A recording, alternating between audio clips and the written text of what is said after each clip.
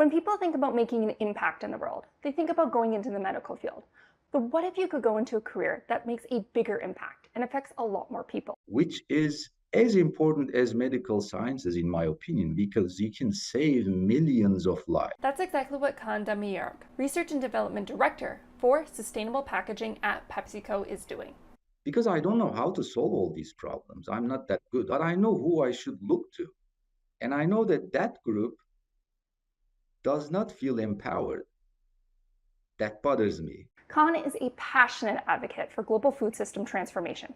He believes that in our current state, our global food system is not sustainable or efficient. Instead, the system is full of complex problems, and in order to solve those problems, we as a society need to collaborate. We need collaboration across multiple stakeholders, including professionals in the fields of science and engineering, to solve them. And for Kaan, food science and engineering will be front and center of these collaborative efforts. Science is more about going deep in your research area, but philosophy helps you to bring that overarching piece. These ideas are explored in Kaan's book, Food for Thought, Food Science and Engineering for the Future of Humanity. This book is meant to provide a positive outlook on the future of how food science and engineering can help to contribute to this future. Kaan has over 2 decades of career experience working in PepsiCo in food science, engineering, and R&D spanning multiple geographies. In this episode of the podcast, we will talk about Kaan's journey into food engineering, his book Food for Thought and how to make an impact in your career, the integration of philosophy and food science, and the necessity of curiosity in R&D,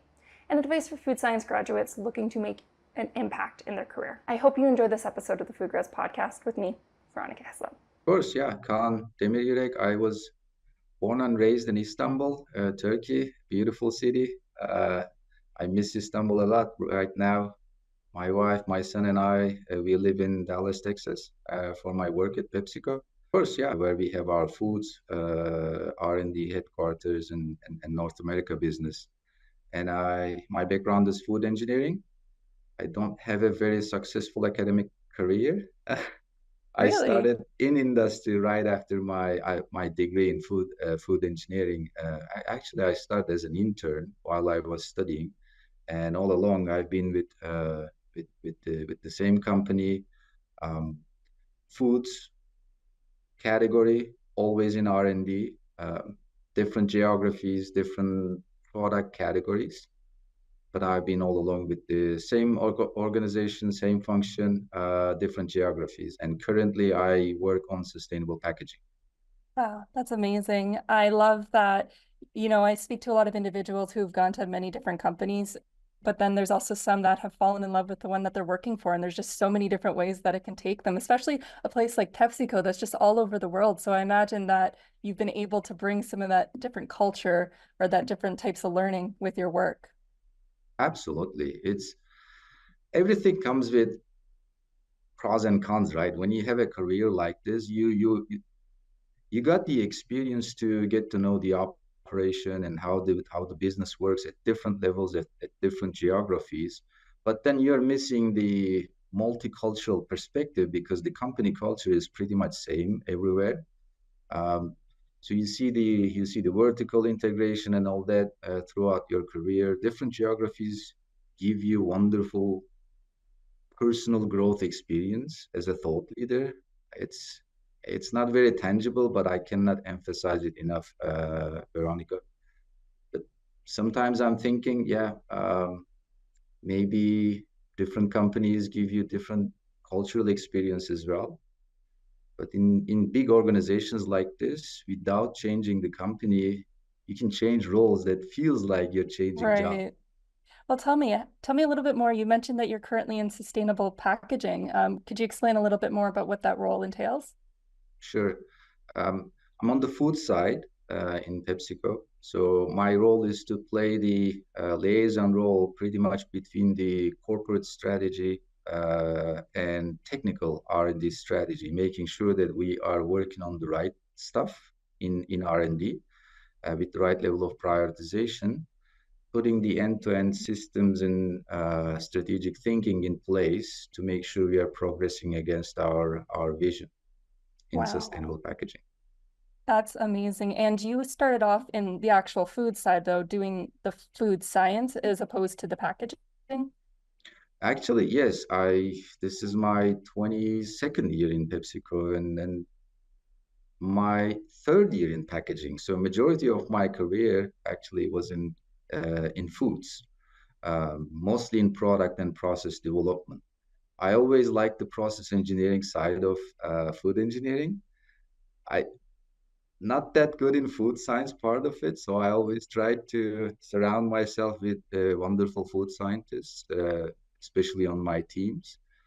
But my career mostly on product and process development across different product categories. So I've been learning packaging in the last couple of years, and it's amazing. Packaging is I realized that I underestimated packaging. Oh, wow. You do mention, so you kind of mentioned food science, but then you mentioned engineering as though it's different. Is there nuances or differences between food engineering and food science? That's a good catch, and I don't know how the academic people would define it, but to me, food science is the broader, overarching space. Let's call it. It's this scientific study of food in general. Food engineering to me is kind of subgroup of food science. When I call it Okay. subgroup, food engineers don't like it. My professor didn't like it when I did that. I studied food engineering myself, but food engineering is more specific, and that specifies on developing food products and on figuring out how to manufacture them in a safe, nutritious way, and safe and nutritious way, and then um, managing the logistics of it, managing the entire value chain all the way it reaches to the consumer, the end user. So within that value chain, the process engineering piece where you develop the unit operations to produce that end product, always fascinated me. I don't know why, but that whole fluid mechanics, heat mass transfer, and process control, statistical process control, that was always more fascinating than maybe studying microbiology, physical properties of food chemistry. You're a chemist yourself. Yeah. Uh, that part was tough for me. Well, actually, I'm a little bit more on your side as well. Even though I am a chemist, I associate myself more with a phys chemist because I don't really do wet chemistry. I more so look at if I melt fats, I look at the enthalpy release. So to me, I feel it's definitely not engineering, but I feel it's I'm not a chemist. I feel like I'm more like that physical chemist because I understand. I think that there is a totally different mindset when it comes to the engineering side. I mean, any scientist can tell you benchtop is going to be very different than running it in a pilot plant and going from, as well, especially we're working with fats, going from this small bench, it doesn't normally go to the same way as the overall, where a little change in temperature overall makes a huge difference. So it's a wild ride, and I could see why the engineering part really appealed to you. But what about packaging? How did that transition happen for you? Actually, it was more driven by my, this I started growing this personal passion for sustainability in the last couple of years, especially after COVID, um, which was the motivation for my book as well. I think we will talk a little bit about it. So I was looking for some more sustainability space related roles within the organization, and this opportunity came up. I thought it was great because it gives me some opportunity to influence the sustainability agenda as well as learning packaging, which was kind of a missing piece in my career so far. Like I said, big mistake. I thought packaging is just something we put the great products we design here and it just protects the product, but there is much more to it. It's the communication tool. That's the first interaction the consumer has with your product. And there's a lot going on right now in the smart packaging space, which we can also talk in the coming minutes. But that was so intriguing, the opportunity to learn the packaging and the science in packaging is huge. I didn't know that. The polymer science and all that, again, not my strong area, but we've got wonderful experts that I learn from every day in the Mhm. organization. So that's how that happened. That makes sense. Well, speaking with the sustainability piece, one of the things that I think about with just sustainability with packaging is just less packaging. That's one of the most obvious ways for me. But what other pieces are there when it comes to making a packaging more sustainable? Like, what are the factors that you think about when you're trying to make a product packaging more sustainable? Well, I think we need we go back to I really like to go back to the simple high level definition of sustainability because it's such an overused word. Uh, you use that word sustainability a lot, and I don't know if everyone means the same thing. But when you think about sustainability in general, it's meeting the current population's needs without sacrificing the next generations. Uh, I love that definition, and I think there is the saying some attributed to ancient Chinese, some to Native Americans, regardless of who said that, we we didn't inherit this world from our ancestors. We just borrowed it from our grandchildren. It sounds something along those lines. I like it very much. I think it's the simplest yet one of the most profound ways to define sustainability. So in packaging, but even beyond packaging, in the entire food system, I think that that lens is the one we need to bring to advance the entire food system to the next levels. Because when you look at the whole system, it's not sustainable. And now, when I use the word sustainable, I don't mean in the ESG terms, but it's not meeting even today's needs.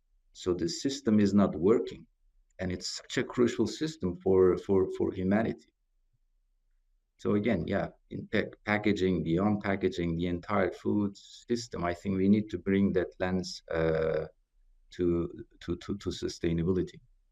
Um, that makes sense. No, because like to what you were saying before, we can't keep going on. We need a lot of, smart people coming in and a lot of people just working together with fresh ideas, but as well actually working towards this unifying goal because even if we go on the same track that we currently are on, it's not sustainable for everyone. And we're just, in the end, we might not even end up with the same products anymore because well, they won't be there for us to even enjoy anyway. So it's good that especially big companies, are also taking a stance on that and moving towards that. A lot, this global view and this really forethought has been a big part in how you brought out some of these ideas in your book, The Food for Thought, which is one of the reasons that I became aware of you. And I saw it on LinkedIn and I was like, how didn't I know about this book earlier? This would have been a great resource for someone like me when I was going through school. So let's talk more about your book and why don't you introduce it a little bit for those who might not be familiar with it? Absolutely, thank you. And thanks for all those kind words, and that those mean a lot to me, sincerely. The reason I called it to start with food for thought, we use the phrase "food for thought" in certain sense, but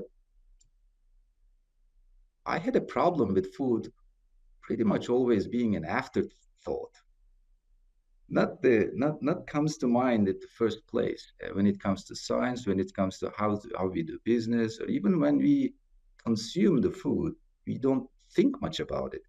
And one day, during COVID, where we were all having more time for introspection and Uh-huh, thinking and uh-huh. reflection about life and everything, I was reading an article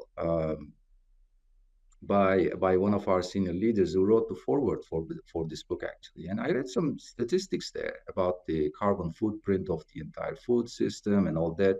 And I realized that I didn't know all those numbers despite being almost 20 years in the industry myself as a professional. So I really felt embarrassed there that I didn't know all about these. And then a little bit more reflection to your point, if I don't know about it, probably there are so many people out there, even within the industry, that are not aware of all these facts. When you look at it from a big picture perspective, where you look at the entire global population, how we feed the entire population. So we learn a great deal of food science and engineering in our studies and all that. But it occurred to me that we rarely think about the social, the philosophical, the historical part of, and the emotional part, the cultural part of food, which which is massive in our lives if you think about it. And when you bring that lens, I thought it would really change the way you would do science and engineering in foods, because it gives you some meaning, it gives you some purpose. You take it to a different level. So that's the mindset shift, uh, maybe an epiphany. I don't know, whatever we call it, but that's what happened. So I started to read a little bit. I started to think more about it, and then that's how the book came out. So it's got three big parts. One is where I introduce food science and engineering, but less technical, again, more philosophical, because there are so many technical books out there anyway, and there are wonderful schools, universities giving all these background and context to us. But I thought this part was missing. And then another part is research and development, where I thought it would play a pivotal role in advancing the entire food system. And then the third part was more about career and how you plan and how you can make an impact uh, in your career, even academic or uh, commercial. Right. Well, I think that was a good way that you set up the book, especially with your own story, speaking about the story about how you were with your friends, and then two of them were talking about engineering, and then you had spoken about to the man who had asked you the question. He'd asked each of you, what are you studying in school? And then you had said, oh, that food engineering. And he just went, oh. And I could see how that would really affect you in terms of, like you mentioned, that, you might not remember what people say exactly, but you do remember how they make you feel. And that's definitely a true part. And I think that even story builds up to how food is more than just, it's more than just science. Like there's that emotional part towards it. There's a lot of thoughts and feelings that go into it. And before I go on, have you found that people think about food engineering a little bit differently, or are you still a lot of people going, oh, that's what you do? I've asked people about it, because it's been 25 years since that story for me, maybe even longer. So I've been, every time I'm invited to speak to these events with students, I ask the question, because I think there is a little bit improvement there, but not to the level that where we want it to be. And I think it's our role, your, mine, and all others, to change this, to shift this, because the reason I told that story is not a storytelling tactic. The reason I told that story is, when you are put into that feeling emotional state, it keeps haunting you, Veronica, throughout your entire life, if you cannot get yourself out of it. What I mean by that is, when you have that look, when you have those comments, when you hear those jokes, it never occurred to me, at least, that I could help influence humanity's future through food science and engineering, which is as important as medical sciences, in my opinion, because you can save millions of lives by a technology you can develop, by a scientific research you can do and enable other scientists use or engineers use. So you can impact billions of lives. But when you have those type of conversations, somehow you feel like you don't feel empowered, Right. or you don't feel inspired to make such a big impact on life, on global food system. That's the only thing I'm trying to improve with this book and with all those posts on LinkedIn, because, and that's my personal passion, because I don't know how to solve all these problems. I'm not that good. I'm not that knowledgeable, but I know who I should look to. And I know that that group does not feel empowered. That bothers me.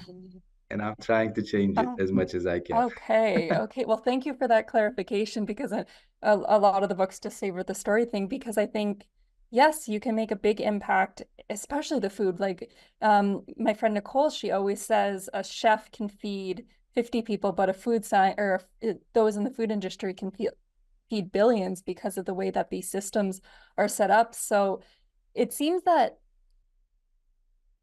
philosophy and your philosophy interests, and bringing this greater awareness to being able to change the system plays a role in your work. So would you be able to maybe elaborate how do I want to how do I want to get into this next question? Because I'm really trying to dive into your philosophy because it's so important and you're trying to make the changes in the system. But I guess I don't know where I want to go with this. Well, maybe philosophy Yeah. is the love of wisdom, right? So that's what it means as a word. Hmm. Sophia means wisdom in Greek and Chile. You know this from science. That's attraction, love. So I think philosophy brings you a different level of wisdom. It's because philosophy is less about knowledge, but it's more about how to use the knowledge you have. Science is more about knowledge, right? We as scientists and engineers, we go after the unknown and we try to bring more clarity through scientific research and theories until the next truth comes. That's an iterative process, like Carl Sagan said. That's the beauty of scientific method because there is no absolute truth. You always Mhm. bring better truth to your question. Philosophy, on the other hand, is you still ask questions, but it's less about finding answers. I think that's how it complements science so well, because philosophy is less about answers, it's more questions. And it helps you to step back and look at the whole system, the whole picture, which you can miss a little bit if you are in science, because science is more about going deep in your research area. But philosophy helps you to bring that overarching piece. In my thinking, that's how it helped me. I don't know if that's where you were trying to get to, but I wanted to express my piece there because it's so crucial and so important to me. I didn't really know where I was going with that one. I just wanted to hear your thoughts about it because, again, it's been something you write about a lot on LinkedIn, and I know that it's important to you. And you're absolutely right. As someone who does do the science, it's important to be into the details, but it's very easy to get so stuck into the details that you can really lose the big picture of even why you're even here to begin with. And taking a step back can really in a weird way give you clarity. But I find for me at least, I always have to do a bit of a reminder to step back and actually bring into it because science does feel very much like the well, it is. It's the seeking of knowledge. And even though with science, this knowledge can change as we explore new things, we have new research that suggests something. So bringing in philosophy, this is a good reminder that I need to spend some more time on, you know, I admit I've never really read any philosophical works. I've always meant to, but it's just something that's never come up for me.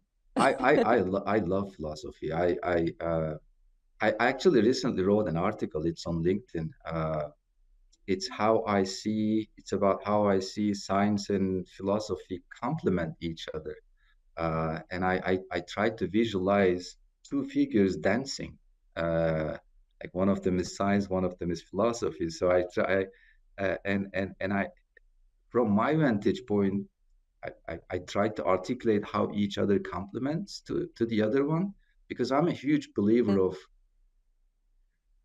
complementarity of opposites rather than looking at them in a contrary way, like binary oppositions. You can look at two different, like hot and cold, as opposites, but actually, even in scientific terms, they are just a different degree of the same phenomenon, right? Temperature.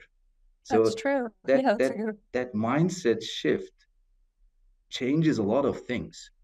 Our analytical minds, especially scientists and engineers, we like binary oppositions, because it's also easy for the brain to grasp the reality or the perception.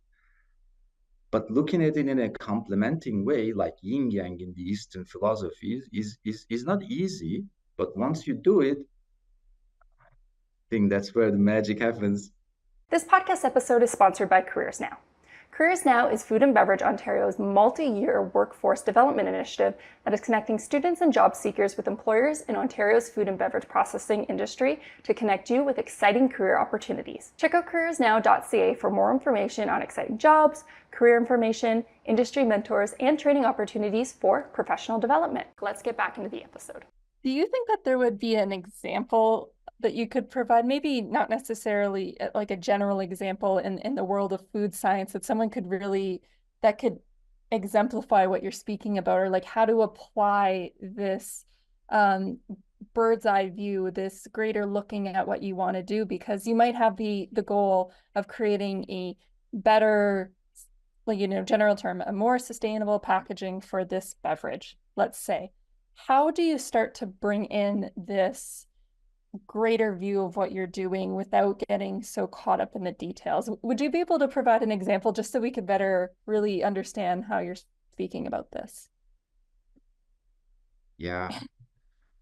While I'm articulating, I will try to think about an example because it didn't come up to my mind right away. But I think philosophy brings meaning to science. So without philosophy or philosophical thinking, let's call it purpose. I mean, when I say philosophy, I also don't want to sound like those boring philosophers and already I've got the beard and everything. But philosophy to me is meaning. It asks more about why is this important. In science, you also ask why questions, but you're trying to surface out explanations. You try to figure out yourself, you try to figure out the universe. Why the universe is the way it is? That's science question. Why is this important? Is philosophy's realm. So you bring meaning to science. So you might be working on a wonderful food science related technology development. Let's pick nanotechnology. You are encapsulating nutrients. Dr. Mike Clement's work, I'm a fan of it. So you pack more nutrients to be able to feed more people and also enhance the absorption of those nutrients in your body. So that's a technology development. It's a scientific research and implementation in the technology. Why do we do it? All the things that we discussed about food system, why we should care, why we should feel empowered about it, it brings meaning to this technology.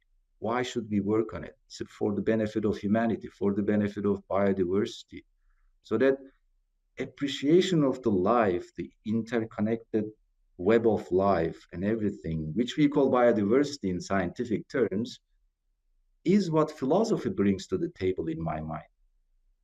Without that, science can be too dry because science is objective, right?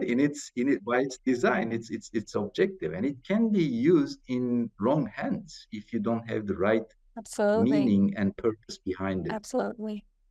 I'll think of an example. Come to me and watch it'll come at right after we're done the meeting, and you're gonna snap your fingers and go, "Oh, we could have spoken about that during the call." Yeah, but this one that I talked about, this nanotechnology, Dr. McClements, he's the most cited food scientist, I believe, professor. He's got wonderful books, but he's got a TED talk on this one, where he speaks from his childhood as well about carrots and packing beta carotene, more of it in a tiny shot, where you can feed more people because the technology also enhances its absorption by the body. So It's much more efficient. That would, yeah, of course. Sorry, I'm flashbacking. I believe you're talking about Dr. Julian McClements. Am I okay? That's what I was. Dr. Julie Okay, McClellan. Yeah, sorry. I for some reason remembering his whole name because he does a lot of emulsion work, which is what my field is. yeah, So, yeah, yeah, and I remember that yeah. he's done a talk recently as well about for the Good Food Institute where he was talking about nano emulsions, and then he was just talking about how its application could be in plant-based food. So I was having a little bit of a flashback to that talk as you were mentioning his Yeah, name. exactly. Yeah, yeah, yeah. You're right. David Julian McClements. Yes, yes. Well, one of the things that you had said while you were just providing that example reminded me of one of the things that you mentioned in the book is that curiosity. Curiosity is one of the most important things that someone in R&D can have. And would you be able to as well elaborate on what curiosity looks to you, like to you, and maybe how do you cultivate that? Because I know we we think about curiosity as something that we naturally have, but I feel that sometimes people can lose that as they go through school because it's a very rigid system. Would you be able to talk about how do you really encourage curiosity and apply it to your work and what it means to you? I don't know if I would be able to, but I would love Okay. to because this is something I'm super Yeah. passionate about. And I really, really believe, Veronica, it all starts with curiosity. Science, R&D, also philosophy, just like we talked Mhm. about. And you're so right. I think that's a skill we have or we bring innately somehow, Mhm. but we lose it or Yeah, we that's what I think too. we grow out of it. We grow ourselves out of Mm. it through the school system, through you Yeah. name it. I've seen it from my like my son. I have an 11-year-old son. Even he used to ask more why questions when he was 3. Now he's asking less of them. I'm still trying to encourage him, but um, we keep asking those questions. Sometimes even in an annoying at an annoying level, like those little kids. They always Wow. why. Uh, that's really curiosity because it's the sponge brain, and they're trying to learn. I put curiosity at the top of everything because I think it provides the the propelling force for you, the internal motivation to to change things. Because in very simpler terms, Veronica, to me, R&D is all about change. R&D is about future. So you imagine a future state which is different than today, Right. whatever problem you're trying to solve. You are not happy with what you have today and you want to change it. So there's a journey Right. to be made from to, but that all starts with curiosity, with the questions. You look at something today. Why is this computer to be this way? Like, is there a different way Mhm. that this can be designed differently? Why do we have this keyboard like this? Um, why do I see you through this screen right now? Like, does it have to be always like this? And those questions, what I mean by curiosity, gives you the initial energy and the thinking. In chemistry terms, the activation energy to go all the Yeah. way up there, and then everything follows. But without this, nothing happens because, again, in scientific terms, from physics this time, it leads you to inertia. You're comfortable with where you are, you're lazy, you don't even bother, nothing happens. I don't know, maybe sometimes it's good, it's okay. But if you're talking about R&D, which is researching on something, using that research to develop something Mhm. to solve a problem in simplest terms, you need that curiosity to propel your initial thinking. Absolutely. That makes sense. Yes, it's unfortunate that as we grow up from so many different ways of life just happens that, you can lose your curiosity and there's a lot of wonders that we have through our life that even that you just said, it's been a while since I've thought about, oh, how does a computer, send things over the internet? How did this programming go? Like there's so many wonders that everyday life and you sometimes just forget to ask the questions and it's so important for scientists to ask the why, to ask the why am I doing this, coming from the philosophy piece, but also just why is this happening? It's so easy to, in a weird way, design an experiment and then go back and make the hypothesis because you're so focused on, again, just getting the results out that it can be, you can forget the why of the why you're doing it, or what am I even curious about when it comes to, so if someone is able to have a lot of curiosity and they can ask a lot of questions, and they're coming into their work with the food science, maybe they have too many questions, maybe that they want to explore everything. Do you have any experience or advice choosing the curiosities to actually follow? Because when you're dealing with working in a company, you might not have the time or the resources or the funds to explore every question that you would like. How do you choose which ones to go for once you've decided that this is a really curious question and I want to know more about it? That's a wonderful question. You got me there. I don't know. I'm thinking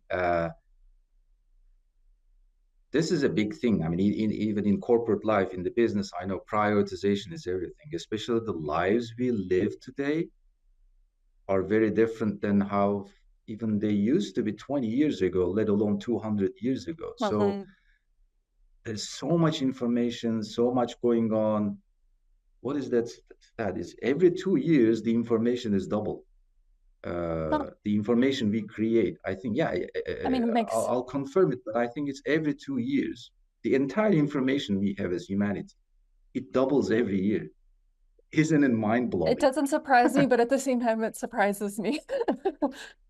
Yeah, so in an environment like this where you have a lot of information, you're bombarded with knowledge and information and everything, how do you make those choices, the prioritization to your point, in more granular terms, which questions to go after? That's a really big one. I think in business terms, there are different tools and strategic thinking mindset and prioritization tools.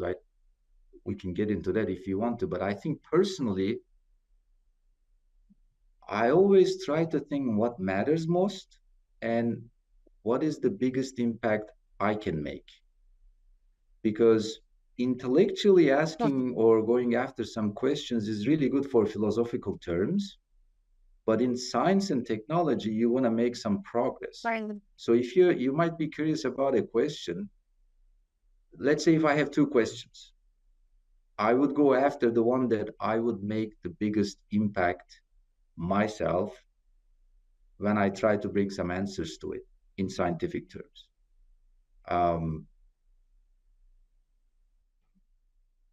What matters most piece is really difficult to figure out, because this new buzzword that we keep hearing, the systems thinking, the system is so complex now. It's very difficult to figure out when you're asking a question or when you're making a change of a system at this end, how does it change the things on the other end, and how does it impact?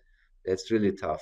I'm sorry, I know I'm rambling because it's a very tough question. I don't think I have a very good answer for that one. That's okay. I appreciate your honesty, but you did say something that really stood out to me, was what would make the biggest impact for me to be able, because I think that's a interesting way to think about it, because as you mentioned, you want to try to you want to be a part in changing the global food system to being more sustainable, but being more I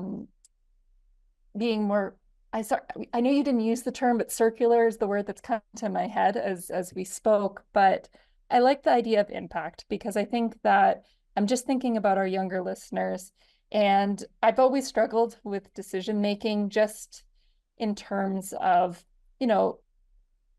there's a lot of different choices you can make, and it can lead you astray to so many different opportunities, and that can be a great thing. And as someone who's has to plan a lot of experiments for my research, it's sometimes very hard to decide you don't have infinite amount of time to complete a PhD. So you have to figure out which experiments are going to make the most impact, because going off on a tangent can lead you sometimes even months astray if you just keep on getting at that point. So really coming back and making a decision about what to do. I like how you chose the word impact. I think that's a good one. I think, and I want to specify that I chose that impact piece again for my professional area and my passion in the science and engineering and food systems specifically. Again, if you're talking about philosophy, I wouldn't worry much about impact because that's the beauty of philosophy. You're entertaining an intellectual question in your mind, and it just helps Definitely. you to think, like, why did I come to this life or was thrown into this life? Can I make an impact there? I don't know, but I will still ask that question. However, when it comes to this space we are talking about, science and technology, I really would like to think in those terms, the impact terms. And again, the example is the book, the humble book I wrote, because when I was asking these questions, how should we advance the food system? I am I was thinking this and asking the same question to myself. Okay, how, I understand the problem and the opportunity. How can I make the biggest impact here personally as Kaan Demiryürek? I am not a Julian McClements. I cannot develop, I don't have that knowledge and background and skill set to develop a technology to advance the food system. Um, or I don't have a PhD like yourself, so I cannot contribute in the same way you do. But I read a lot. I read a lot of philosophy. I read a lot of behavioral science, humanities, and history, and things like that. I thought maybe this is the way I can contribute to talk about food science and engineering, less in technical terms, but in a more encouraging and inspiring way for the food scientists, engineers, and professionals. Because even if I can influence one individual there, I wrote this. You never know what one person can achieve. If I can do that, I would consider myself successful. So that's the impact I thought I could make, not the other ones that I talked about.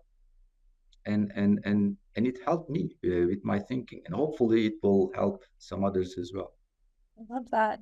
I love that. Well, as much as I'd love to keep diving into these questions, I know that we're coming to the end of our time, and I want to make sure that I get to two more questions before we finish off, and we'll go into a more tangible one. So we're hopefully making an impact with those that are listening. So we talk about impact in that, and maybe let's inspire the generation that's listening right now. So what advice would you give to food science graduates, or maybe just individuals in general going to the food industry?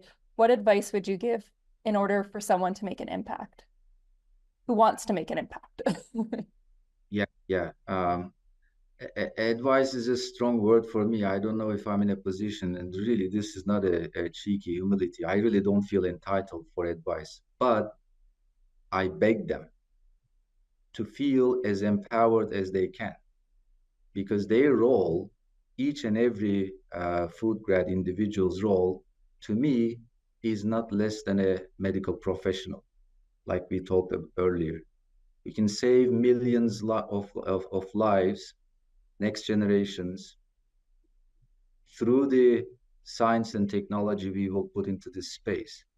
So my first one is, please feel empowered and entitled to lead the way, because it's always science and technology that leads the way.